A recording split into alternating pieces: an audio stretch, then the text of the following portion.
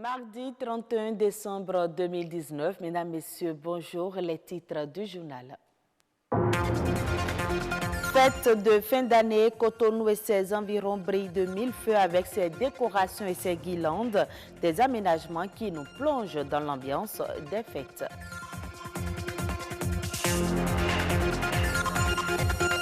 Une nouvelle forme de tontine se développe de plus en plus au Bénin. Elle consiste surtout à épargner pour obtenir en fin d'année des produits alimentaires. La tontine alimentaire Wadogwe, on en parle dans ce journal.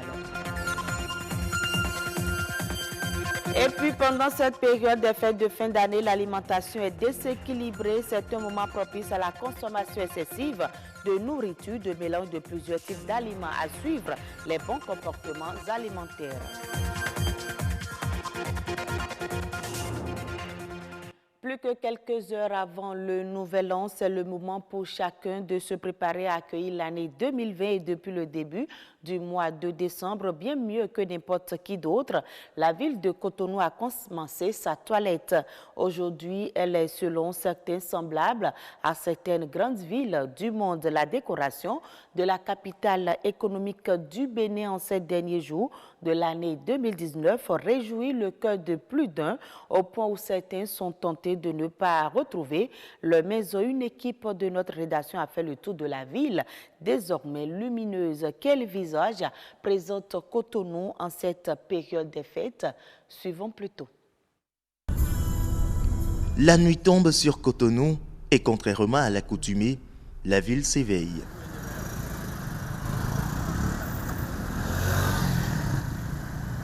Aucune des places célèbres de la ville ne reste sans faire peau neuve. Au stade de l'amitié Général Mathieu Kérékou, la devanture habituellement verte dans la journée se métamorphose dès les premières heures du soir, place non seulement à un espace aux diverses couleurs lumineuses, mais aussi à l'apparition de serres hors du commun, des serres enguirlandées. Je suis avec ma petite fille. Personnellement, j'ai aimé, c'est vraiment très joli, très joli. Rien à dire, j'ai vraiment aimé. Contrairement à Gladys et sa fille, Rémi et Herman penchent plutôt pour le décor de couleur rouge. Pas question pour eux de repartir sans avoir pris le maximum de photos en guise de souvenir. C'est depuis l'esplanade que nous nous sommes aperçus. Donc de là-bas, nous sommes venus juste pour nous distraire, pour bavarder un peu, pour prendre des images, pour discuter avec des camarades, pour échanger un peu de tout. Vraiment, ça me paraît tellement agréable. Je n'ai même plus envie de rentrer si tôt, mais malheureusement, j'ai quitté Parakou. Même la place des Martyrs connaît une métamorphose des plus spectaculaires. On ne parlera plus de place des Martyrs les soirs, mais plutôt de parc. Un parc luminescent avec comme chargé d'accueil le 2020. Je crois que les décorations depuis un temps sont allées s'améliorant de plus en plus et nous voyons une ville qui est plus lumineuse et qui est plus belle et ça fait du bien. Moment de divertissement, non seulement pour jeunes, parents et enfants, mais également pour le monument des martyrs sur qui se jettent les reflets des lumières du parc. On est sorti pour faire Cotonou by Night et vraiment mes yeux sont partout. Ça fait 19 ans que je n'ai pas fait des fêtes de fin d'année à Cotonou. Et là, je suis arrivée, mais vraiment, je suis impressionnée par la déco, par ce qui est fait, quoi. Ça veut dire qu'on n'a pratiquement rien à envier à l'extérieur. Je viens des États-Unis, c'est pas exactement la même chose, mais on sent qu'il y a quelque chose qui est fait et c'est louable. Vraiment, ça fait plaisir. Avec ma famille, on se rendait à l'aéroport quand j'ai trouvé la décoration très attrayante.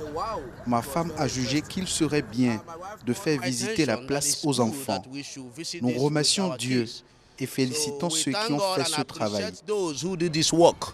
2019 laisse bientôt place à 2020 et une chose est certaine, la ville de Cotonou est tout à fait prête à l'accueillir avec gaieté et couleur. Adogbe est l'une des femmes de tontine qui connaît ces dernières années une expansion au Bénin. Les associations rotatives d'épargne et de crédit offrent cette possibilité à toute personne d'épargner de l'argent jusqu'à la veille du Nouvel An selon une périodicité prédéfinie. Les épargnants parviennent-ils à entrer en possession de leur cotisation? Élément de réponse dans ce reportage de Stanislas Linkman. Épargner de l'argent pour l'utiliser en période de fête de fin d'année, c'est l'objectif de Adogbe. Ici, des épargnants en attente de percevoir l'argent épargné. Malheureusement pour Bertrand, un épargnant, le tontiné n'a pas tenu ses engagements. Je fais Adogbe pour prévenir les besoins de fin d'année.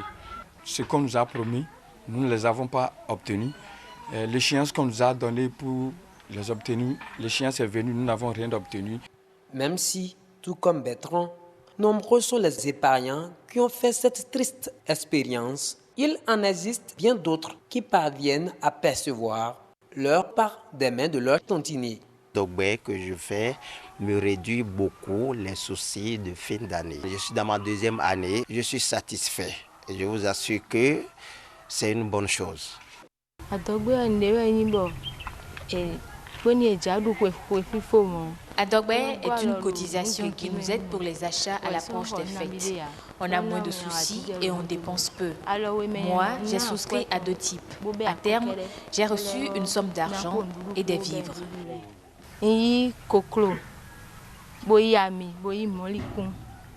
Des sacs de riz, des bidons d'huile et bien d'autres sont remis aux adhérents selon les thèmes du contrat. Il y a 2 aspects au niveau de Adogbe.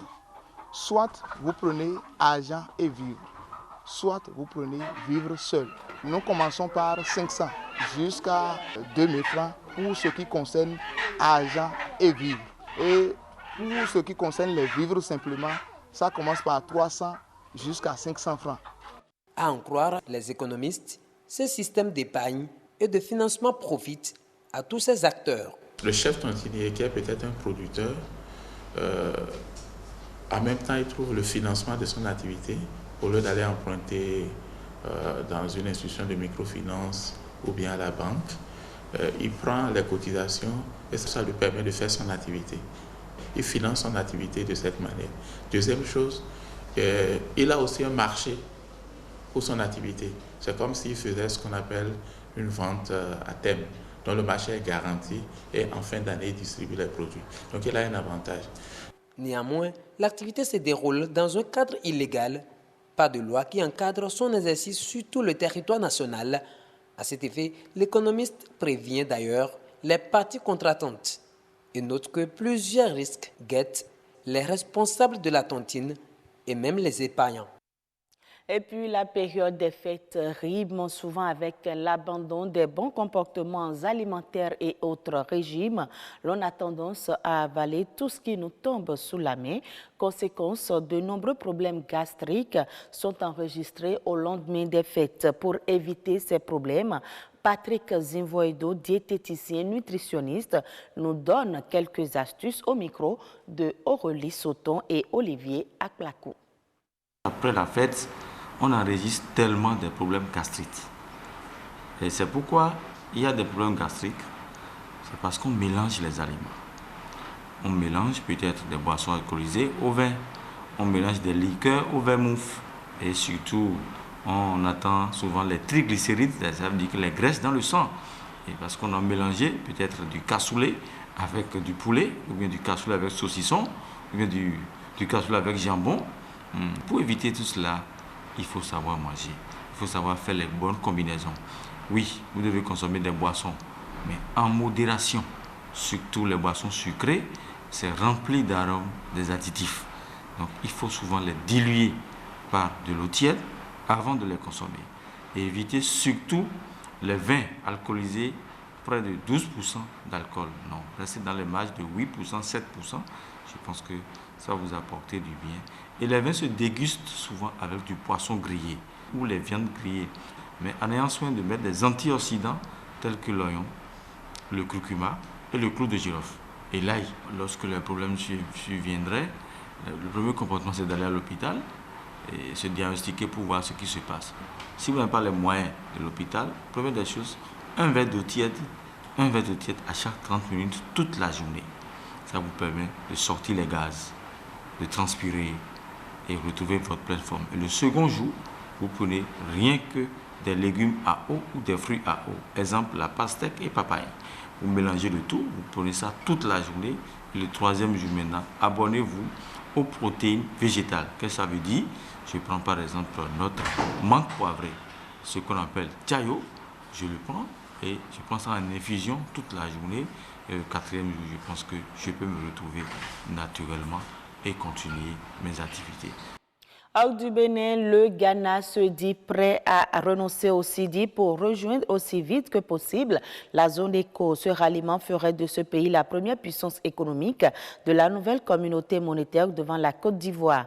Le Ghana exhorte les autres États membres de la CEDEAO à œuvrer rapidement à la mise en œuvre des décisions des autorités de la CEDEAO, notamment en adoptant un régime de taux de change flexible. Il les exhorte également à instituer un système fédéral pour la Banque centrale de la CEDEAO et d'autres critères de convergence convenus afin de garantir l'atteinte des objectifs monétaires de la CEDEAO. Dans un communiqué, la présidence du Ghana a ajouté que c'est une occasion historique de créer une nouvelle réalité pour les peuples de la CEDEAO, une réalité de prospérité générale et de progrès.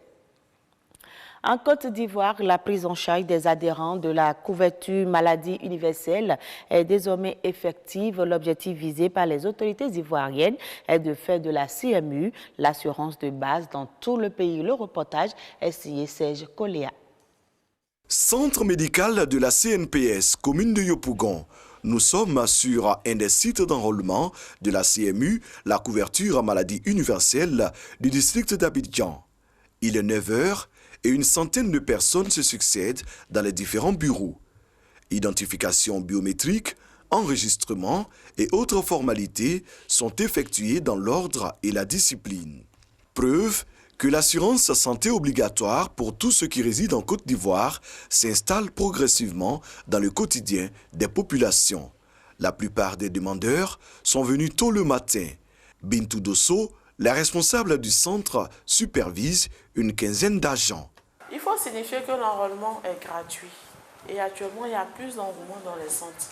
Pour bénéficier des prestations, il faut être à jour de ses cotisations du moment où on a la carte. Salle d'enrôlement ou salle de retrait de carte, tous les agents sont à la tâche. Même son de cloche au plateau dans cet autre centre d'enrôlement. Je suis là pour faire l'enrôlement. On aura les cartes pour nous soigner et soigner les enfants. Moi, je me dis que c'est intéressant, quoi. Pour mesurer davantage la réalité de la CMU, rendons-nous dans une formation sanitaire urbaine de la commune de Yopougon. Ici, un guichet est disponible pour les assurés de la CMU. On te demande ta carte d'abord, ta carte CMU. Tu la présentes, maintenant on prend tes empreintes. Si tu es à jour, maintenant ils vont te faire un bon.